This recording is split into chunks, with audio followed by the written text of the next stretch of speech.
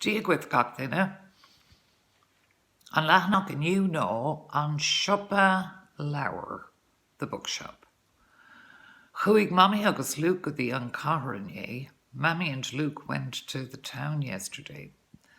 Bhí leabhar mór leabhar mata ag tastáil ó Luke.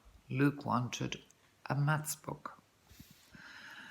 Chuig siad ó thiopa go siopa ag lorg an leabhar. They went from shop to shop looking for the book.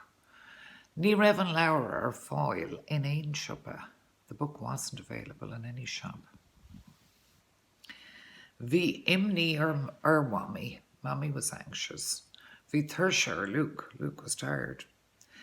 Ag a cúige clog, chuig siad isteach sa siopa Durnach.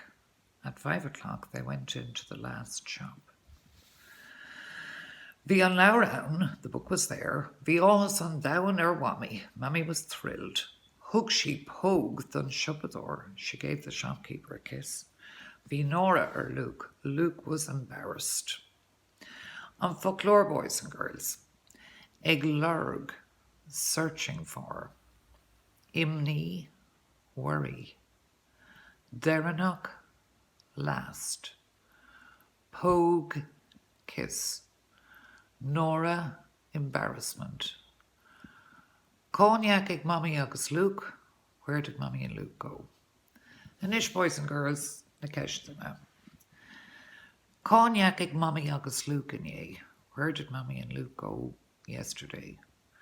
Cuig Mammy agus Luke go dtí an Caharan Cada bhí ag tastáil ó Luke. Bhí leabhar mata ag tastáil ó Luke. An raibh imní ar Mammy. Bhí imní ar Mammy. Cognac ag Mammy agus Luke ag a cúige clog. Ag a cúige clog, cuig Mammy agus Luke is teach sa siopa Durnach. Cada thug Mammy don siopador. Thug Mammy pogue don siopador.